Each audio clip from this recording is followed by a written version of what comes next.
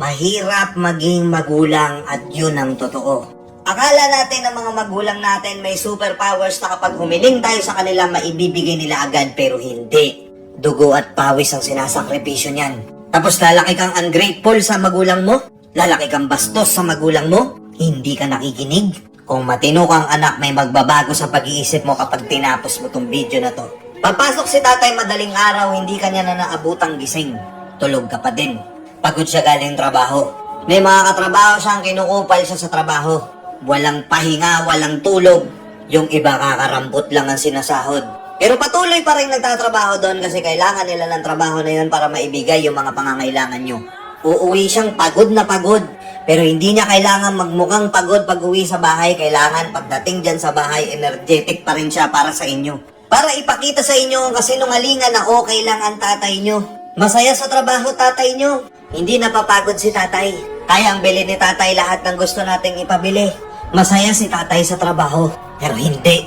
Pagod na yan. Tuwan-tuwa ka, dadating si tatay mo pasalubong na pagkain. Pero binigay sa kanya yon, instead na kainin niya. Hindi niya kakainin, ibibigay pa sa inyo. Yun yung mga simpleng sakripisyo ng tatay na ginagawa sa inyo. O gumising ka ulit ng umaga, gising na si nanay, may pagkain na sa lamesa. Aalis agad si nanay kasi didiskarte pa magtitinda-tinda. Pagod maglaba, pagod maghugas ng pinggan, pagod maglinis ng bahay. Nakakainis naman, laging galit si nanay, laging irita.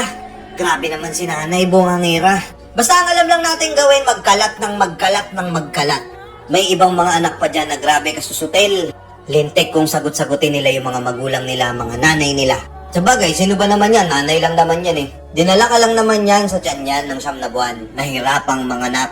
Hindi natulog nung mga panahong hindi mo pa kayang tumayo mag-isa. Binigay niya yung buhay niya sa'yo. Ano ba namang lumaki kang bastos, diba? Wala lang yun. Ano ba namang lumaki kang minumura mo yung magulang mo? Wala lang yun. Napapansin ko yung ibang mga kabataan ngayon ang titigas na ng muka. Pinag-aaral, hindi nag-aaral ng maayos. May nakikita ako dyan, nakikipag-inuman, naka-uniforme pa. Puro bukas na lang, gagawin ko yan bukas na lang. Anak, pwede ba kitang mayakap? Ayaw mo, diring-diri ka sa magulang mo. Kasi malaki na ako. Nakakahiya nakakahiya pa. Doon lang kayo sa dulo. Pinagmamasdan ka ng magulang mo mula sa malayo. Anong nangyari sa'yo, anak? Hindi naman kami nagkulang sa'yo. Pero bakit ganyan? Nag-iiba ka na. Sa bagay, marirealize mo lahat ng sakripisyo ng magulang mo pag naging magulang ka na din. Yun nga yung sinasabi sa akin ng tatay ko.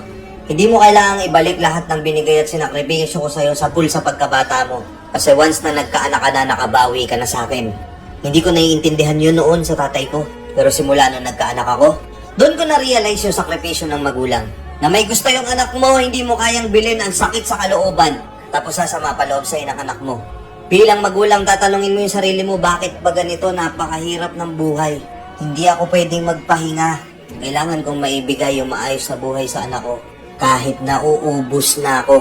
Totoo, di ba? Tapos alam mo pa kung ano masakit? Kapag na-realize mo yung halaga ng magulang mo, huli na, iiyak ka sa ataol niya. Hindi kailangan ng magulang mo yung luha mo pag nawala na sila. Ang kailangan nila yung pagmamahal mo habang nandyan pa sila. Yung mainit na yakap na ibibigay mo sa kanila. Yung pagsasabi na, "Ma, Pa, salamat sa lahat." Hindi pagtanaw ng utang na loob kung tutulungan mo sila kapag meron ka na. Ang tawag doon pagmamahal sa magulang. Oo, may mga magulang na kupal talaga. May mga magulang na babaliwalain ka. Pero may mga magulang na hindi nila deserve itrato sila ng mga anak nila ng parang kung sino lang. Naging mabuti sa'yo yung magulang mo pero binaliwala mo lang. Nagkaroon ka lang, di mo na sila kilala. Oo, minsan pinapagalitan tayo. Oo, minsan napipikon tayo. Pero hindi reason yun para talikuran yung magulang mo. Oo, napakahirap maging magulang. May mga hirap at pagod silang hindi sinasabi sa inyo. Kasi gusto nilang magmukhang malakas sa harap ninyo. Kaya sana man lang, huwag niyong bastusin ang magulang niyo, igalang niyo pa din. Respetuhin niyo pa din. Nakuha niyo? Ngayon yung mga batang sotel na nakapanood ng video na to na may mabuti namang magulang tapos binabastos nila yung magulang nila, pwede kayong pumila dito sa harapan ko, makutusan ko kayo isa-isa. De, biro lang. Nagets nyo yung mensahe ng video na to? Mahalin nyo yung magulang nyo hanggat nandyan pa sila.